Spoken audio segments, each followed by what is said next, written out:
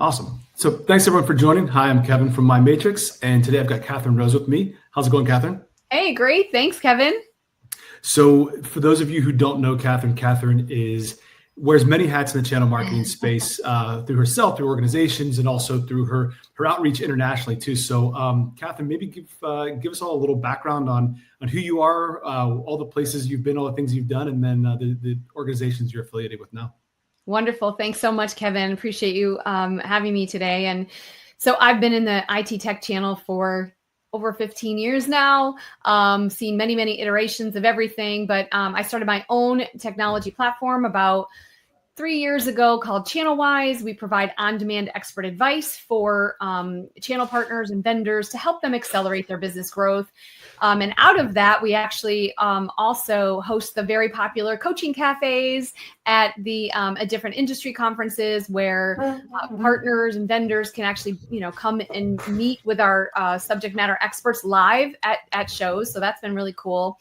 And then about a year ago, Amy Bailey, who was the former CMO of Teleris, a large TSP in the telecom space, and I came together and we formed the Channel Marketing Association, mostly out of the need we saw for channel marketers to really up-level their expertise. And there were so many rifts going on, and most of it, unfortunately, was channel marketers. So these are our friends, and we said, we really need to serve this community. So we launched the Channel Marketing Association, and we appreciate, My Matrix's support of it because it makes a big, big difference. And we had 2 successful summits over the last couple of years. We had, a virtual summit, and we're doing a lot of education and everything. So, and we have, I think, over 700 members now. So it's just a year, it's just a year old. So we're really excited about it. Yeah, for sure. And as with My Matrix here, we've been involved with the coaching cafes, the summits, and it really is a great place for channel marketers to kind of have their own little tribe. I mean, from the events where you run the special kind of Channel Marketing Association meetups, where it's channel partners this year, where all that hustle and bustle goes on the floor, and it's a little quiet place to get the coaching, but then also the networking. So super big fans and supporters there. So talking about that too, not only do you do the events, but you and Amy did some really cool research back at the beginning of the year around kind of the state of channel marketing. So I thought that was really interesting. I was curious to hear some of the findings and kind of the trends and the things you're seeing out there in the channel marketing world. Well, it's really interesting, Kevin. So we did this very first ever, state of channel marketing survey. And, some of the really interesting things that came out of it was 60% of channel marketers say they don't have a fully formed and, targeted IPP, ideal partner profile, which I found was really interesting. And I think a lot of that just comes from, people still thinking of channel as a numbers game. Like the more partners I have, the more opportunities I have. And I know as marketers, we're all like, no, it has to be the right partner. So, there's that little bit of a conflict there, I think, sometimes internally. And also, the market changes so quickly. So it's trying to keep up with who actually is my ideal partner profile. But we put together a resource around that. So we have a IPP ebook for the Channel Marketing Association, and we also have some custom GPTs. So obviously AI is a big topic, and we'll talk a little bit about that, I know, a little bit later. But so I think that was one of the interesting things that came out of it. Another interesting thing is that clearly one of the major go-to-market motions for channel is live events. And I think a lot of us, and I know me included, we're kind of hoping that, through COVID, it would say, people would be like, I don't need to be on a plane every week. Well, if anything, the opposite happened in the channel. Events came back with a vengeance. And not only just the bigger shows, but now road shows, executive dinners, all sorts of stuff. And I think, our friend Jay McBaney came out with a research for Canalys. I think it was something like 362 channel events. And and that's on the low side, in my opinion. I think there's probably thousands. And that's more days. That's more business days than there are in a year. Too. Exactly. And a lot of them are 2 and 3 days. And, you have to take a lot of time out of your schedule to go to them. So I think one of the things that came out of that was the fact that, the average channel vendor supplier spends, $250,000 annually on these. And that's, and that's all in cost too, but it's not necessarily opportunity cost, because if you have your team on the road all the time, you might be losing opportunities because they're not there to follow up. But one of the other interesting findings was like 40% don't even really track ROI. And again, it's not an indictment of anybody, because, if you're going to 100 events, 50 events, 20, whatever it is, like you're just constantly, on the road, and you're putting, leads in and things like that. And so, and in some ways it kind of goes hand in hand, with, if I don't have my IPP, then the leads I come in and I really can't track them down. And other things too, like their data's messy. They haven't really set up their tech stacks to flow properly through any kind of a funnel. So those are really interesting statistics. And the Channel Marketing Association, we did come up with a couple of resources. So one is we have a channel events checklist, and we just launched the Channel Events Masterclass. So you can get a certification and really lean on my experience, Amy Bailey's experience putting on thousands of events, and Jennifer Bleem as well, talking all about like how to make the most of events. So there's, and we do have an executive summary available on our website of more of it. But those, I think, were the two kind of surprising findings we came out with. I attended, I think it was the webinar that you and Jennifer did. And I'll put a link here in the chat to the Channel Marketing Association, where people can find these things and sign up for those events. But the webinar that you did there, when it's kind of the back to basics too, because I think you mentioned even after COVID, like it came back with a vengeance, but it came back twofold of that. We were doing all those virtual events, and the virtual events didn't exist before then, but now we're doing the live events and the virtual events. So we're really doubled up with those opportunities, and there's just so much out there to, you both did a really great job of not only like analyzing and thinking about that, like, is this the right event we should be doing? How do you actually, the tactical stuff, how do you operate at a booth? How do you interact with a sales team? How do you do all those things and get the most? So I thought those were really, really beneficial pieces of education that you put out in the CMA there.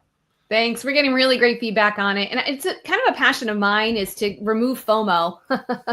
Like there's no fear of missing out. It's fear of losing money, because every dollar that you spend on an event and that you don't track and that you don't get the, that you don't get the ROI in whatever way that looks for you. It could be that you want brand awareness because you're new in the channel. It could be that you want real pipeline, like whatever that is. Every dollar there, then you can't put it back into other programs, enablement, salaries, like all those kinds of things. And so really we're just on this mission to make everyone make the most out of the money that you have. And it's funny too, because I get into that. We do a lot of events, we're a lot of places. And the one thing that I always go back to is like dollar per hour. And you look at, okay, if you're just going to be at the booth and you're just going to show up for the however many booth hours you have per day, and your investment is X and there's Y amount of hours, like you have to do that math to say, every hour we're standing here, it costs this amount of money. So like, let's spread that out. And that was one thing I learned. I rethought about whenever I was on the webinar. I'm like, don't just do the booth hours. You've got to do the mornings, the breakfast, do everything you possibly can, because every moment is a chance to help chip away at that ROI or add to that ROI. So yeah, super valuable stuff there. Yeah. So we talk about it as like the virtual events, and we do the in-person, all of those things, but you've also done a really great job at curating an online community and creating an online space. And there's a lot of industry organizations, corporations, a lot of people who have tried to create communities, and it's not easy and it hasn't been successful. So how have you found the balance between doing the 2.5-day summit, but then also doing the 365 always on kind of virtual community as well? I think that a lot of people think this is easy, right? Building a community, and they throw the word community around. And I've been in building communities for many, many years. So when Amy and I went into this, I said to her, this is not set it and forget it. This is not build it and they will come. This is a constant nurturing and an education and all those kinds of things. And I think we've done a really good job with it. I think, we are a boutique association. We're not trying to appeal to the masses. We don't need thousands and thousands of members. We are really just hyper-focused on the channel and the people in it. And when I talk about the channel, it's funny when I first got into the channel, it almost sounded like a cult or something, like, what is this channel, right? And it ended up being like a very special community. And the way we look at it is, if the vast majority of your revenue depends on someone else selling your stuff, you're in the channel. if you're sending out like an affiliate link and an email or whatever, that's not channel. And we really look at IT, telecom, cybersecurity, like those are our areas. So we intentionally keep our community outreach small. We intentionally keep our live event size small. So the first year we launched January of 24, and we had just around 100 marketers at the summit. And then this year we doubled in size, which is great. And some people were like, "Oh, next year we'll double in size again." And Amy and I are like, "Nope. We want to keep it at like 250, because one of the great things about it is people tell us that the intimate conversations that happen over, over the roundtables that we have, over lunch, over those different areas is so valuable. So we're not interested necessarily in building like a big trade show.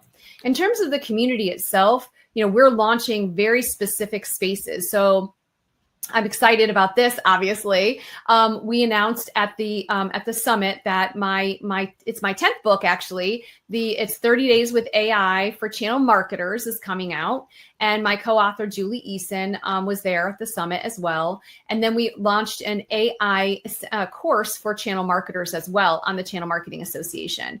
So as part of that, we're launching an AI space inside the community. And Julie and I will be going live, at once a month to really like answer questions, but we're going to be populating it constantly with all the different, AI tools that we find, things from my matrix, and folks that are out there building these tools will, get folks familiar with it. And then we're going to start doing what we call collabs, where we find a new tool or we find something really exciting, and we're just going to jump in and go live, and kind of you can see us how we're building things. I call myself a learn it all, because I always want to see like what's happening. And I resisted AI too, honestly. When I first started in touching like AI tools, I was like, this is terrible. Who wants to talk about delving into things or like in today's landscape, right? And then I, was working with Julie, who I've known for many, many years. And she was like, you're not doing it right. Like it's not you. It's not the tool. It's you. I mean, in some ways it was. The tools were, newer and just getting started. But I didn't understand the basics of prompting. And so I, I've been working really, really hard, taking, tons of classes and doing it in practice all the time. So I can now show other people how to be successful with it. So, yeah. So just, building a community is all about like kind of seeing what folks need and hopefully giving it to them. Going back on that community piece too, and you mentioned we were a small community, and I think that sometimes people think, oh, small, but you're small but concentrated. I mean, you mentioned if a small community doesn't pull top researchers, it doesn't have the list and logos and the NASCAR slide of who's attended the CMA. I mean, it's the top of the industry. You had Jay McBain both years. Maria Chen did a great job this year. From Forrester. And so, it's while it's small, but it's intimate and it's filled with a lot of knowledge. I'll also say too, at that event, I picked up the advanced copy of your book, your AI in 30 days. And it's interesting too, of that it's not just a book of like, hey, here's what you should do, or here's things to look out for. Cause this can also get pretty dated. I mean, especially in AI and those things go, that by the time you publish, there's something new or some new piece that comes out. But I was really impressed with the book. It's sizable. It's not just a few pages that you flip through, and it really lays out, and I'd almost call it a workbook, or it's something there, because there's a bunch of empty lines where you have to write your responses, and it's very interactive. So I think it's going to be an awesome resource as it gets launched here this summer. Super excited to be a supporter of it, but then also to get my hands on an advanced copy. We were looking at it last week. So very, very cool. Thanks. Great. I mean, we're trying to be very, we want to give practical skills, because people are busy, and, you don't need another 50,000 foot view on what AI does. You can read that every day, but it's like, how do we do this in practice, and what's going to be helpful to folks? And I know My Matrix is a big supporter of our book. And also we're doing the AI in the Channel Summit, all targeted to channel marketers and sellers, all talking about like how to use these practical applications of AI for their day-to-day, but also how other folks are using it. So we have, CEOs of cybersecurity companies and different folks on there who are talking about, one of them actually tasked his company 3 years ago to start using AI, which is, really forward thinking. So we have that, and we have, the analysts and different kinds of folks on there that will be able to talk about, some of this 50,000 foot view, but also what the practical applications are. So, we know that AI is going to change what we're doing. I also want people not to be necessarily afraid of it. I want them to embrace it, understand, but also how to be responsible with it. I think that's a big, big part. It's interesting too, because I think that we have the luxury of interacting with a lot of different people that we're not in that same corporate setting where we only kind of know our world. And I talk to a lot of people very, very often, whether it's events, if it's online, if it's through LinkedIn, everyone kind of, I'm like, well, so what are you doing with AI? Or they ask us, what at My Matrix, what do you do with AI? And there's always a bit of a pause where people, they have some FOMO, or maybe it's a little bit of just uncertainty, or like just, you're not super comfortable where you're at because you think you should be doing more, because you always see those outlier cases where someone's doing something amazing. You've got some company organization that's doing some outrageous thing, and you see the latest and greatest new piece of AI and how it's operating. Then you talk to folks who are in the channel, and like, we might not have access and the luxury to do those things. So whenever you do start to get technology providers, like all the great sponsors of CMA and people you'll see in the book, like, it's really great to see, hey, how's it actually functionally working, or what's something that's live today that you could be using for AI that's not just a, hey, maybe in 18 months you could do this, or here's something for B2C that you you're going to try to adapt and use in B2B and try to use in channel marketing. It's great to see those actual real life examples in our industry too. I think that's something that people always miss out on.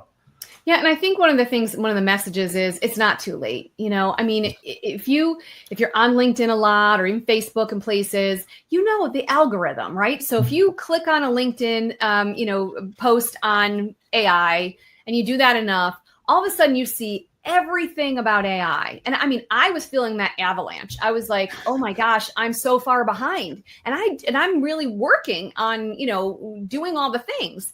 And, I don't have all day, every day to just do AI, right? And I know none of your audience does either. So, but it does make you feel like, I remember when Facebook and LinkedIn and Twitter first came out, those are my first 6 books, the step-by-step guide to Facebook. Now they're really old, so don't order them, but step-by-step guide to Facebook, Twitter, YouTube. And I wrote those specifically because, again, people with my seniority understood the strategy, but didn't understand the tools. And I wanted to let them understand the tools so then they could come into the meetings and say, I understand how to use Facebook, but I know the strategy, right? And so it's the same thing with AI. That's what we're trying to achieve, is giving channel marketers this leg up. But no, it's not too late. And the other thing I want to stress too is, I think one of the biggest misconceptions, and I have these conversations every day, one of the biggest misconceptions is, oh, I just hired a digital native and I'm going to let them handle it. And look, no disrespect or whatever of folks that are digital natives, born with iPhones in their hand and smartphones in their hand. But the beauty of AI, or it could be the challenge of AI, is that, like my friend Julie says, it's like a 5-year-old. It knows everything, but it doesn't know how to do anything. Mm-hmm. So you have to tell it, you are a channel marketer. I'm targeting MSPs, whatever that is, and I need a 3 email sequence for this topic, and this is what you need to do, right? The step-by-step instructions. And I think in some ways that's what frustrates a lot of, some folks and some maybe even digital natives, because they just want to put in, write me a 3 email sequence. The AI can't read your mind. But the more senior folks, we're used to giving people detailed instructions, bringing them up to speed. So I think that is a misconception to think, well, I can't do this, or I'm not good enough to do it, or I don't understand how to do it. You understand exactly how to do it. And if anything, you can do it better, in some ways. And, I would say to the leaders on here, that is the number one thing, how to, making sure you train your team. And that's why we wrote the book and the course, because when you see it, it's very methodical, and you might think, oh my God, this is so it's too much. Well, once you learn its language, and we talked about this at the summit. So if you were going to France, you'd probably learn enough French to be dangerous or whatever, right? But it's the same thing. Like, if you really want the best output of AI, you have to learn its language. And once you do, now it's not thinking like, oh, and you go in there and give me a 3 email sequence. You're never going to do that again, because you know that you're not going to get the output. So it's really, that's why I think it's really important to bring that out, because, a lot of the folks that we work with in the Channel Marketing Association are the leaders, and they're helping their teams understand how to use it. And I think of it also too, that it shines a spotlight and it makes a better version of who you already are. It's going to just amplify what you're doing. So like you said, if you're a senior leader and you have all this information, if you use it correctly, it's just going to help you amplify that. But if you're that digital native that knows the technology, but maybe doesn't know the strategy behind it, it's going to give you great tactics. It's going to give you great output for those things, but it's going to miss the meat and the actual real prompts that you need to put in, or the real information. It won't give you that like the senior leaders will provide. So yeah, it's the same way you would train that digital native, you need to train the AI to those things. And it's funny because, like you said, it's not too late. We have a lot of conversations, and the one thing we've always taken with AI is that we've tried to do AI across all of our modules, whether it's the PRM, the partner marketing, whether it's the sales enablement, everything we try to do, we say, oh, we've got all these different AI agents and they come together as AI as a service. And it really sometimes scares people off because they're like, well, I don't even have AI for generative AI for my content for social media or for email writing. How am I going to take it into my detailed business practice of working with partners and all those other things? And I think it's to know what's available, or to understand what you're doing and then try to see the fit to where you can streamline things and get into it. But it's not too late. You haven't missed the bus. It hasn't passed us yet. No, you haven't missed the bus. And I mean, there's so many new tools coming out. I mean, we test them all the time, and they have their little, things, but at the end of the day, it's just like with Facebook and LinkedIn, and, it started with MySpace, and then it was everyone's on Facebook, and people have tried to replicate Facebook, and they've tried to replicate LinkedIn. But, when people are, you have that critical mass, it's hard to sort of displace those folks. So, really the biggest thing is this learning how to use it, and then using it for the right thing. So I know we spend a bunch of time talking about AI, and obviously that's a really important thing, but the important parts of a partner program at the end of the day is those are the things you need to focus on. And then how can you fit AI into it? It's just like with social media, right? It's like, I need to enable my partners. I need to recruit partners. I need to, nurture my partners. How can I use this tool to help me do all those things? And you kind of have to set the guide rails too. Like that's the one thing we always talk about with like governance and feeding the information to the AI so it knows the basis of like, if you want to take all of the one we use to just even on a marketing side is Gamma. You look at Gamma, and it's like if you don't give it a starting point, if you don't give it your brand guidelines, if you don't give it some examples of what you want to talk about, it's just going to be the AI filler. And so generic stuff. Yeah, you got to get the good stuff in there. So I know we chatted a lot about AI, and I think that always overruns any of these conversations. Are there any other trends or any other things that are on the forefront or that are day-to-day a pain point, or you see a lot inside of the CMA community, or you heard from the summit here after you did your full state of channel marketing back at the beginning of 2025? Yeah. We're 2 quarters into the year. Is there anything else that's keeping channel marketers up at night, or is there anything else they're spending a lot of their time and resources on? I think that obviously economic factors are becoming, it's a kind of a little bit of a roller coaster. People's budgets are much more in flux than they ever were. People are coming later out with their budgets than they ever have, and so it is a challenge. And we realize that. And so, MDF, like those are the kinds of things that we're talking about a lot. What are the ways to use MDF? How is it? How can it be more impactful? People using budgets for different things, or, there's still a lot of layoffs happening. So I think that, those are the kinds of things that we're kind of keeping our eye on, in the Channel Marketing Association. And also, just figuring out ways that we can be, serve our community. I mean, partners aren't going anywhere. Like, the move to marketplaces. So we're talking a lot more about that, and really just trying to kind of stay ahead of the game a little bit. But at the end of the day, I mean, there's still plenty of VARs out there, right? There's, those people who are still selling boxes and doing those kinds of things. So, you have distribution, like how can you use that as a good strategy? I mean, you can have cloud marketplaces too, but, you still need people who are selling servers and selling different things. So, we're trying to really provide a community an outreach, kind of a think tank or whatever you want to call it for best practices in our industry. And, we just are really appreciative of folks like you at Mind Matrix and all of the partners that we have and our members who are really helping fuel the next 5 years. I don't want to go farther than that because you don't know, but I have to say that, I've seen it many, many, many years. I mean, in the 90s, they said that the internet was going to disintermediate the channel. Like, people aren't going to buy from partners anymore. They're just going to go online. And, and if anything, the opposite happened, right? Yeah. We had more partners because they're selling different things and people need service, and now everything's in the cloud. And, with cybersecurity things, people are bringing things back on premise again. So, there's a lot of stuff. So we're just trying to stay on top of it and provide our members with the best possible, strategies. And I think that you mentioned too of that it's not all roses. There's economic factors. There's head count. There's all those things. And that's why I would say that the Channel Marketing Association LinkedIn page is a must follow, because it's on a daily basis that you're putting out like new jobs and new roles and things that you're curating those roles that might need to be filled, or opportunities there for building networks. And I think that's one of the things too of that, in trying to navigate that of having a place to go if you are looking or to upskill, or just even making sure that you're attending these events, networking with folks, learning, staying out in front, and then hoping you never need it, but there's a strong network of people to fall back on once you do have to go and use it for that reason. But it's almost weekly. I feel like that you're putting out all these job openings and job postings on LinkedIn. Yeah, we put them out, as often as we can. And then I think weekly we do a roundup of all the ones, because there are openings out there, folks. It does take longer.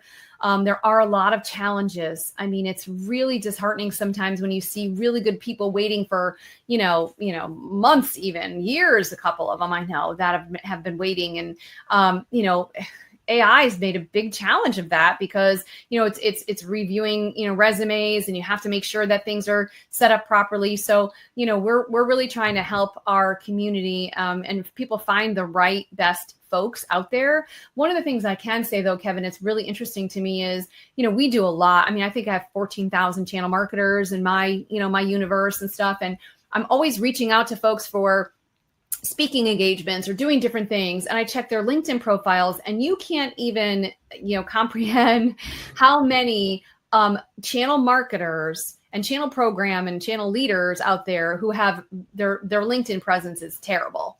It just really is. Like, they only have 392 connections. Like, whoa, hold on. We need at least 500, right? So, we're working toward, releasing another course soon about let's get our LinkedIn profiles up, because you don't know when you're going to need it until you need it, right? And a lot of people are getting blindsided with riffs and with different things because they've been at companies for 10, 20 years or whatever.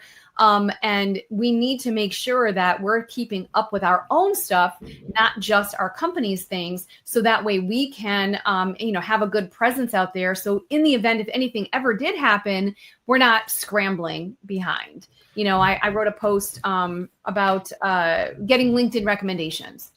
Go do it. There's a couple on my profile, and you can put my link into the chat as well, to really talk about, how to get LinkedIn recommendations and how to give them. And this way, people want social proof. They're going to come to your LinkedIn profile first. And if all these people say great things about you, then you're going to have that leg up. So that's one of the biggest things that we want to make sure that our members are looking at too, is how are they showing up? Right. So it's all these things are super important, not only for the channel, but for, in your organization, but also for your career. And I think that's one thing too, that I've worked with a lot of different folks in different industries and in different roles. And the channel marketers seem to be some of the busiest people, but also some of the smartest people. I feel like that they're the ones that have the problems kind of thrown at them, and they have to it's coming from the top, the bottom, the side. It's coming from every direction, but they're the ones that kind of prevail and bring things together. And maybe they don't do the best job sometimes of circling back on their personal side of things, like you said, of the community development. Promoting themselves. That's a great piece, because everything's measurable. You have the stats, you know how many partners you're working with, the ROI, the event, all the things that you're doing, but making sure you showcase those things and keep pat yourself on the back, channel marketers. That people are that you're doing you're doing a great service to your organization. You're doing a lot of things to help other professionals as well too. So yeah. Well, and Jay talks about a lot, like at Canalys and other, and Forrester talks about too, the future of B2B is partner-led ecosystems. You keep hearing, all these different things about partners. And I have not seen, so much talk about partnerships, I think, in my entire career. Like everyone all of a sudden I'm a partnerships person, right? But at the end of the day, I mean, partnerships are relationships. If you're a relationship person, this isn't a buzzword, right? If you understand how relationships work, you can form good partnerships over it doesn't matter what the technology is, but really, making sure that, before, channel was sometimes like an afterthought, like, oh, hey, that's great that you guys pat on the head, channel. But now it's becoming more and more, it's a mandate, it's an imperative.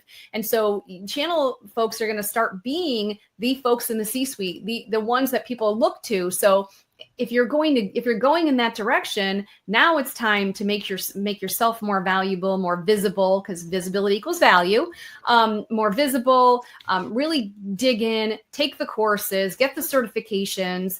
That's why we did all these classes with certifications. So now you have a badge, you have a certificate that you can show to say, hey, I went to an industry standard course and I have up-leveled myself. So invest in yourself, invest in your career, work with folks like Mind Matrix, who are the ones who are investing in you as a channel marketer. So we're really excited to be partnered with you guys.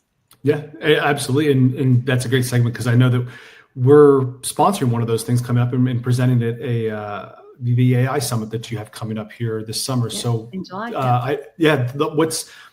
Tell me a little bit more about that. I know a little bit about it.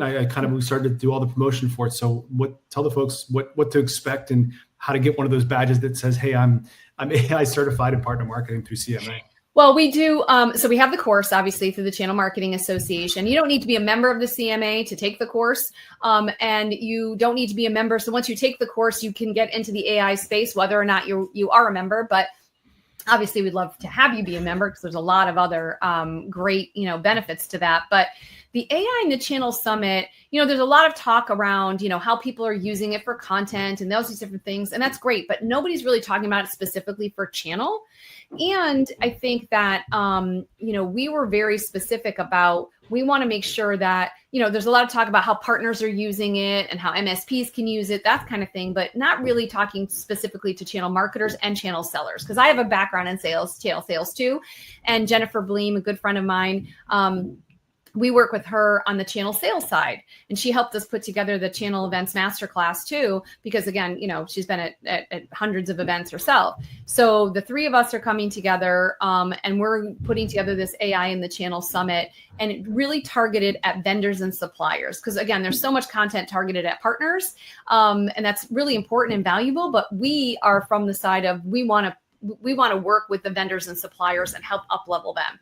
So we're having folks like Mind Matrix are going to come in and talk on how their customers are using AI to help up-level their organizations. Again, we have, folks in the channel right now who have, given their teams mandates. Again, one of them 3 years ago, another one, I think she said it was a year ago that she gave permission to her team to go and experiment as much as possible to learn, so then bring those things into their workflows, which not everybody has embraced it, even still. So yeah. I think that's really important. I'll be providing some tactical, practical things. Jennifer will be as well. And so we have, really we want people to walk away from there with ideas that other people have, how they are using it, so they can start thinking about it, and also practical applications, so channel sellers and marketers can feel more comfortable about not only using it, but building it into their workflows and making it a part of the DNA of their companies.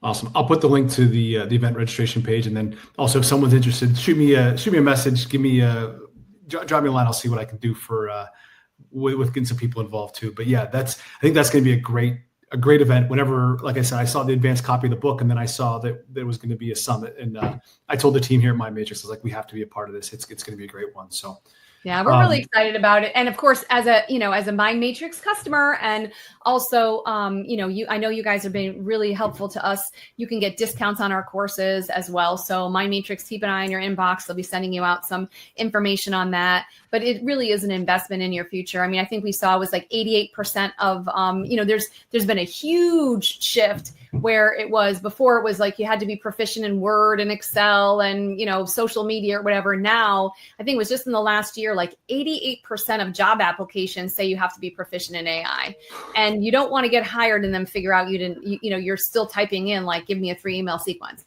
So we want to make sure that you are actually proficient. You can put this on your resume. We want you to be successful. Awesome. Kathryn, thank you very much for walking through the CMA, walking through the AI book and the summit. I'll put all the links to everything here in the chat. And like I said, if anyone's interested in these and want some of maybe some discounts, or we've got some promo codes for Mind Matrix here, shoot me a message. But again, thank you very much. Awesome.